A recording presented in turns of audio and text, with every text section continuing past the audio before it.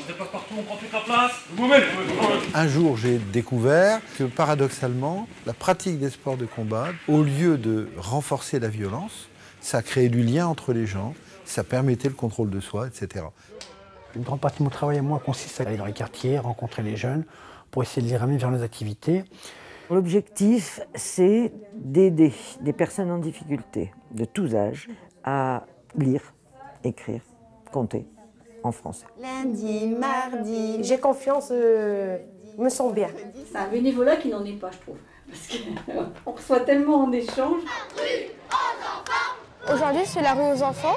C'est pour faire réagir les gens, leur montrer qu'il faut arrêter de jeter ses papiers dans la rue, de rouler moins vite, arrêter de faire du rodéo en moto. L'ambition, si elle est réussie, c'est le plus grand mouvement civique de l'histoire. Donc nous, on a la charge de la France, on va tout faire pour le réussir. Vous avez vu tout ce qu'on a pu ramasser là en 1h30 ? Tout le monde peut participer, on cherche vraiment à inclure tous les types de publics pour que voilà, ça fasse un grand mouvement qui appartienne à tout le monde. J'ai voulu faire un système où on pouvait être aidé sans être rabaissé, garder la tête haute. Et puis on se sert de prétexte. À travers des ateliers d'échange de savoir collectif, on leur prouve que ce qu'ils savent faire, ça a beaucoup d'importance. Je cherchais du sens à mon quotidien et j'ai trouvé Marthe et Marie. Le projet m'a beaucoup touchée parce qu'en fait c'est très simple, c'est vivre avec pour que ces mamans trouvent comme un espèce de cocon familial. Si j'avais un marteau. Ce qui est top finalement dans ce projet, alors c'est qu'ils puissent rencontrer un groupe de musique, c'est extraordinaire. C'est surtout qu'il va en sortir un produit fini qui va les valoriser en fait. Et puis on découvre, on s'ouvre, on grandit à travers les découvertes. Ça serait le bonheur.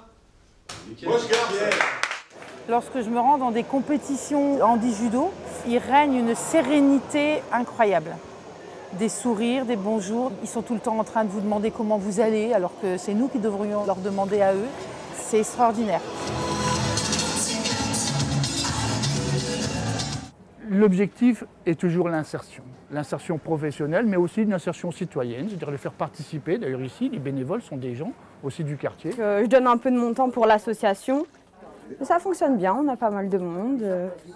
On vient donner un peu de bien-être à toutes ces dames. Je crois que ça lui ferait plaisir de faire ça avec quelqu'un. Les motivations principales, elles sont plus solidaires que financières ou un vrai besoin de service. C'est surtout du partage. Pour moi, avec l'association, on se regarde un peu plus les uns les autres. Je suis vraiment très contente de pouvoir participer au fait qu'il y ait plus de liens qui se créent entre les générations. C'est franchement pas une contrainte de faire de la soupe une fois par semaine. Hein. On est en contact direct avec nos amis de la rue. Bonsoir. Ouais. Voilà, il y a du sel du poivre. Potiron. Bah oui, mais aujourd'hui c'est avec des légumes, des carottes. Tiens, je t'en mets un petit peu, vas-y, goûte. L'idée, c'était de recréer un espace où les gens ils puissent ensemble essayer d'envisager des réponses à apporter localement à ces problématiques qui touchent l'ensemble de la planète. Et puis enfin, sur la dimension citoyenne, on est un lieu d'expression et de rencontre. S'il vous plaît, la soirée va bientôt commencer. Aujourd'hui, on fait une balade pour le petit Ethan qui a 18 mois et qui est atteint de mucoviscidose en fait. Faire des petites sorties pour les petits enfants malades, leur donner le sourire, ça nous rend heureux. J'en ai déjà fait 2-3 pour des personnes malheureusement handicapées. Et quand c'est ton propre enfant, c'est émouvant, j'ai même pas de mots, je peux pas décrire ça parce que ça fait vraiment plaisir quoi. Qu'il y ait autant de monde pour lui. Contre cette maladie-là, on n'est plus seul quoi.